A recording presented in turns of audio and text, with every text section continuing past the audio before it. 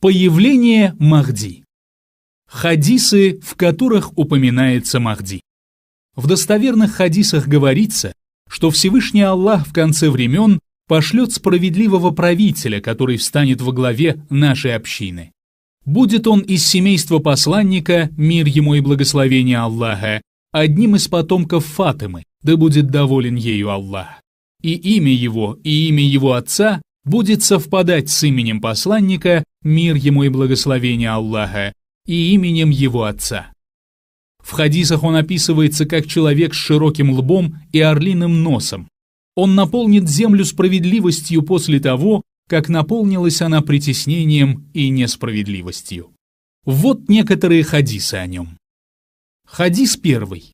Абдаллах ибн Масуд, да будет доволен им Аллах, передает, что посланник Аллаха, мир ему и благословение Аллаха, сказал: «Не наступит конец миру этому, пока не станет правителем арабов человек из людей дома моего, причем имя его будет совпадать с моим». Ат-Тирмизи, Абу Дауд. А в версии Абу Дауда приводится: «Если бы осталось миру существовать всего один день, Аллах продлил бы этот день, чтобы послать в него человека из моего потомства или из людей дома моего. Имя его будет совпадать с моим именем, а имя его отца будет совпадать с именем моего отца. Он наполнит землю справедливостью после того, как наполнилась она притеснением и несправедливостью». Хадис второй. Саляма, да будет доволен ею Аллах, передает, что посланник Аллаха, да благословит его Аллах и приветствует, сказал: «Махди из моей семьи, из потомства Фатимы». Абу Дауд, Ибн Маджа, Аль-Хаким. Хадис третий. Али, да будет доволен им Аллах, передает, что посланник Аллаха, мир ему и благословение Аллаха, сказал: «Махди – один из нас, людей дома. Аллах подготовит его за одну ночь». Ахмад ибн Маджа. Четвертый хадис. Али, да будет доволен им Аллах, также передает, что посланник Аллаха, да благословит его Аллах и приветствует, сказал: «Даже если бы до конца времен оставался всего один день, Аллах послал бы человека из людей дома моего, который наполнит землю справедливостью, подобно тому, как до этого наполнилась она притеснением». Ахмад, Абу Дауд. Хадис пятый. Абу Саид Аль-Худри, да будет доволен им Аллах, передает, что посланник Аллаха, мир ему и благословение Аллаха, сказал: «Махди из моего потомства. Это человек с широким лбом и орлиным носом. Он наполнит землю справедливостью, подобно тому, как до этого наполнилась она притеснением и несправедливостью. Править он будет 7 лет». Абу Дауд, Мишкат аль-Масабих. Хадис шестой. Абу Саид Аль-Худри также передает, что посланник Аллаха, мир ему и благословение Аллаха, сказал: «Наполнится земля несправедливостью и притеснением, и когда это произойдет, Аллах пошлет человека из моего потомства с таким же именем, как у меня. Он наполнит землю справедливостью после того, как наполнилась она когда-то притеснением и насилием». Аль-Баззар, Аль-Хаким, Ахмад, Ибн Хиббан.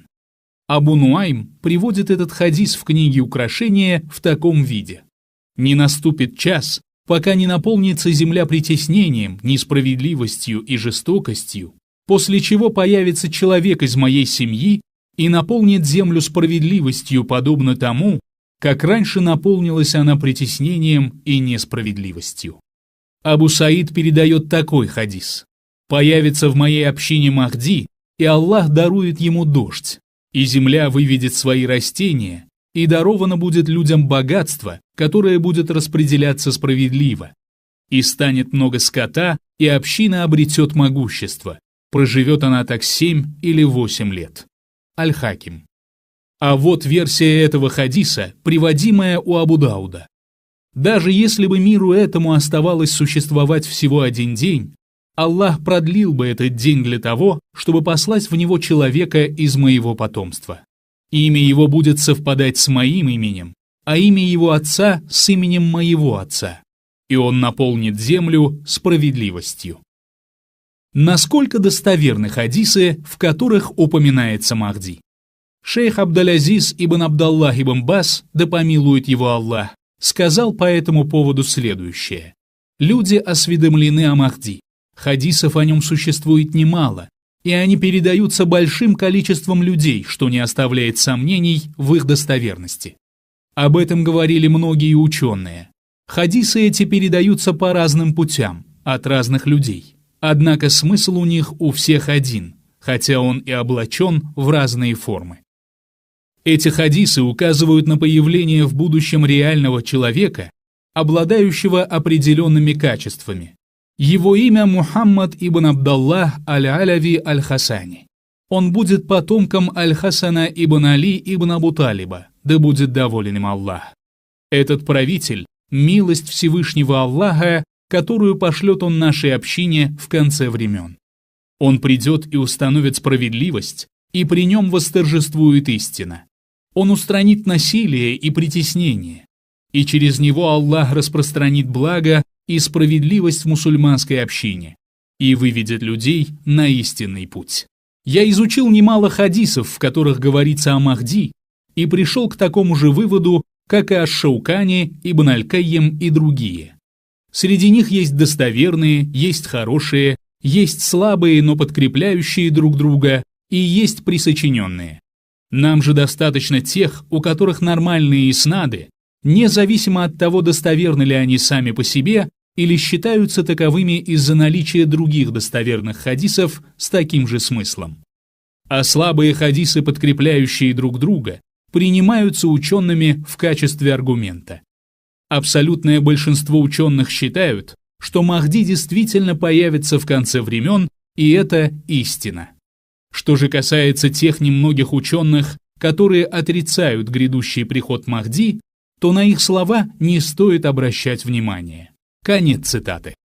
Шейх Абдаль-Мухсин ибн Хамд аль-Аббад посчитал, от скольких сподвижников передаются хадисы о Махди, и оказалось, что их 26, а книг, в которых эти хадисы приводятся, 36. Они есть в 4 суннах, в Муснаде Ахмада, в Сахихе ибн Хиббана, в Мустадраке аль-Хакима и других источниках. Многие ученые собрали эти хадисы и посвятили им отдельные труды. Они привели цепочки передатчиков и изучили их. Среди них Абу Бакр ибн Абу Хайсама Зухайр ибн Харб, как говорит Ибн Хальдун, и среди них Абу Нуайм. Ас-Суюти сократил написанное Абу Нуаймом в его книге «Сообщение о Махди» и внес некоторые добавления. Материал этот есть в его изданном сборнике фетв Аль-Хави, а Ибн Касир посвятил упоминаниям о Махди отдельную небольшую книгу, а также некоторую часть своей книги «Смуты и битвы». Аль-Хаджар Аль-Мекки написал книгу «Сокращенный рассказ о приметах Махди». Писал на эту тему и Аль-Муттаки Аль-Хинди, и Мулла Аль-Кари, который назвал свою книгу «Сообщение о Махди», а также Марии ибн Юсуф Аль-Хамбали, Ас-Санани и другие. Многие исследователи хадисов, в том числе Аль-Хаким, Аз-Захаби, Абу Нуайм, Ибн Аль-Араби Аль-Малики, Аль-Куртуби, шейх ислама Ибн Таймия, Ибн Хаджар Аль-Аскаляни, Ас-Суюти и другие подтвердили достоверность хадисов, в которых упоминается Аль-Махди. Поэтому не стоит обращать внимание на слова тех, кто, будучи недостаточно сведущим в этой науке, утверждает, что эти хадисы слабые или даже присочиненные. Что говорят о Махди представители различных течений в исламе? Первое. Приверженцы сунны. Их убеждения основаны на приведенных нами достоверных хадисах. Они верят в то, что Махди – это праведный и справедливый правитель, которого Аллах пошлет к людям в качестве обновителя религии, и с помощью него Аллах возвысит ислам. Ибн Хальдун говорит: «Знай, что всем последователям ислама на протяжении веков было известно, что в конце времен появится человек из семейства пророка, мир ему и благословение Аллаха, который укрепит религию и установит справедливость. За ним последуют мусульмане, и в его распоряжении окажутся владения мусульман. Его будут называть Махди. Следом за его приходом появится Даджаль, и произойдут все события, указывающие на приближение судного дня. Иса спустится после его прихода и убьет Даджаля, или поможет Махди убить его, и будет совершать молитву под руководством Махди. Ибн Хальдун, Мукаддима. Второе – шииты-имамиты. Они считают, что Махди – это их последний 12-й имам Мухаммад ибн аль-Хасан аль-Аскари, который, согласно их убеждениям, является потомком Аль-Хусейна ибн Али, а не Аль-Хасана. Они убеждены в том, что он вошел в подземное помещение в Самарре более 1100 лет назад, а было ему тогда 5 лет, и с тех пор он где-то живет, но его никто не видит. Он и есть Махди, пришествие которого они ожидают. Однако никаких доказательств и подтверждений этой их теории нет. Более того, она явно противоречит логике. К тому же Аллах сделал людей смертными и дал им относительно недолгую жизнь, а в их теории это установление Аллаха в расчет не принимается. И еще, какой смысл ему скрываться где-то, если он жив? Как раз напротив, он обязан выйти, призывать к одобряемому и удерживать от порицаемого. Третье – те, кто отрицает существование Махди. Это отдельные люди, относящие себя к приверженцам сунны, которые, однако, не обладают особыми знаниями в области исследования текстов и цепочек передатчиков. Их доводы разбили ученые, посвятившие этому отдельные сочинения. Последнее из таких сочинений, которое я видел, принадлежит перу выдающегося ученого шейха Абдаль-Мухсина и называется «Ар-рад аля ман каззаба биля хадиса сахиха аль-варида филь Махди». Есть еще книга шейха Хамуда ибн Абдаллаха аль-Хамда ат-Тувайджри, которая называется «Аль-ихтиджадж билясар аля ман анкара аль-Махди аль-Мунтазар». Четвертое – люди, находившиеся у власти в прошлом, каждый из которых утверждал, что он и есть аль-Махди, или это говорили о них некоторые люди. Некоторые из них были праведными людьми, каждого из которых называли Махди, не потому что считали его тем самым Махди, о котором говорил посланник, мир ему и благословение Аллаха, а просто в надежде на то, что он будет одним из имамов, ведомых прямым путем, которые говорят и судят поистине. Один из таких людей – аббасидский халиф Аль-Махди, а некоторые из правителей, утверждавших, что они и есть Махди, или о которых говорили так грешные и порочные люди, были далеко не праведными. Например, безбожник Убайдуллах ибн Маймун аль-Каддах, родившийся в 259 году хиджры и умерший в 322. Его дед был иудеем, выходцем из семьи огнепоклонников. Он объявил о своей принадлежности к семейству посланника Аллаха, мир ему и благословение Аллаха, хотя это была заведомая ложь. Он заявил, что он и есть Махди, пришествие которого предсказал пророк, мир ему и благословение Аллаха. Он пришел к власти и обрел могущество. Его потомки установили свое правление в Магрибе, Египте, Хиджазе, Шаме. Немалые горя и бед принесли они мусульманам. Они говорили даже о своей божественности и утверждали, что у шариата есть внешняя, явная и внутренняя, сокрытая сторона. Это были правители рафидитов и карматов, принадлежавших к секте Батынийя. Они прикрывались рафидизмом и принадлежностью к семейству пророка, мир ему и благословение Аллаха, которой на самом деле не было. Их религией было безбожие, которое они и распространяли. Они имели немалое влияние до тех пор, пока Аллах не избавил от них мусульманскую общину посредством Саляхаддина аль-Аюби, который уничтожил их. Был еще магрибский Махди Мухаммад ибн Тумарт, 485-524 годы хиджры. Это был лжец и притеснитель. Он заявил о том, что он и есть ожидаемый всеми Махди. Он приказывал своим сподвижникам сидеть в могилах и сообщать людям о том, что он Махди, а потом ночью засыпал их живых землей в этих могилах, чтобы никто никогда не разоблачил его. Ибн аль-Кайим. Пятое – кисаниты. Они утверждают, что Махди – это Мухаммад ибн аль-Ханафия, сын Али ибн Абу Талиба, брат Аль-Хасана и Аль-Хусейна по отцу, который до сих пор жив и находится на горе Ридва, между двумя львами, которые охраняют его. И там у него 2 источника из воды и меда. С ним туда вошли 40 его сподвижников, и сейчас о них ничего не известно. Они утверждают, что все они живы, и что он вернется после долгого отсутствия и наполнит землю справедливостью после того, как она наполнилась насилием и притеснением. А держат его там в качестве наказания за его выход к Абдаль-Малику ибн Марвану, а по другой версии к Язиду ибн Муавии. Именно об этом говорил Касир Изза, внук, который не вкусит смерти до тех пор, пока не поведет за собой конницу с поднятым знаменем. Некоторое время его не будет видно среди них.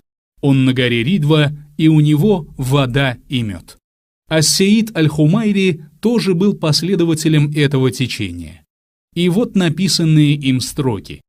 «Скажи имаму, да стану я выкупом за тебя. На этой горе затянулось твое пребывание».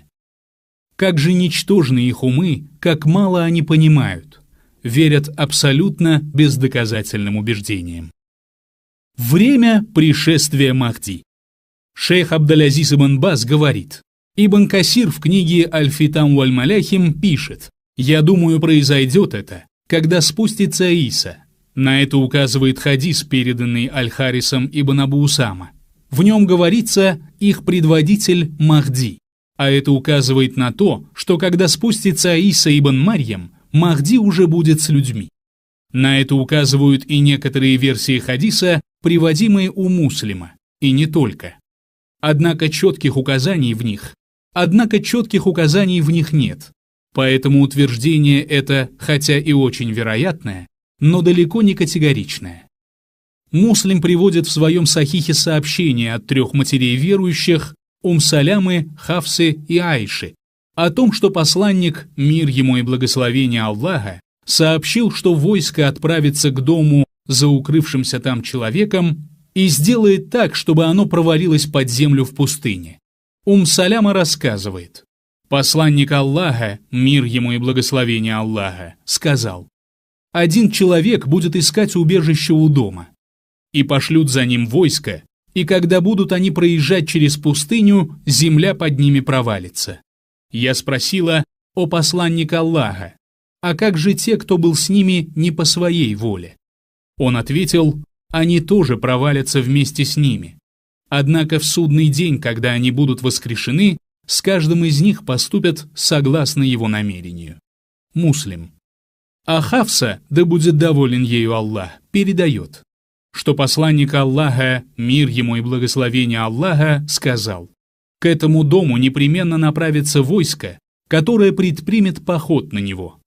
Когда они будут в пустыне, земля под теми, кто был в середине, провалится, и идущие в начале закричат тем, кто едет позади.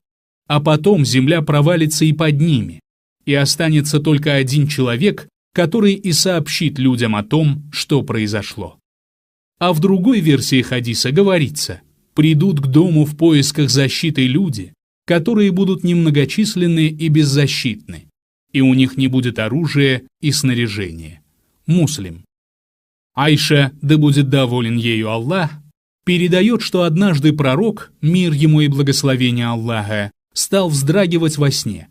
Она говорит, «И мы сказали, о посланник Аллаха, ты делал во сне то, чего никогда не делал раньше». Он сказал, «Удивительное дело. Люди из моей общины отправятся к дому за человеком из Курайша, который укроется там. И когда будут они пересекать пустыню, земля под ними провалится. Мы сказали, о посланник Аллаха, ведь в этом месте могут оказаться и другие люди». Он сказал, «Да, среди них будут те, кто действовал сознательно, те, кого принудили, а также случайные путники. Все они погибнут разом, однако в судный день их ждет разная участь». Муслим. Кто этот человек, который станет искать убежище у дома и которому поможет Аллах, погубив тех, кто пожелает причинить ему вред? Будет ли это Махди, о котором говорилось в вышеупомянутых хадисах? Мы не знаем. Это знает только Аллах. Махди ли тот самый халиф, который будет сыпать деньги горстями? В хадисах упоминается халиф, во время правления которого умножится благо так, что будет он сыпать деньги горстями, не считая их. Будет ли это Махди или кто-то другой? Это известно только Аллаху.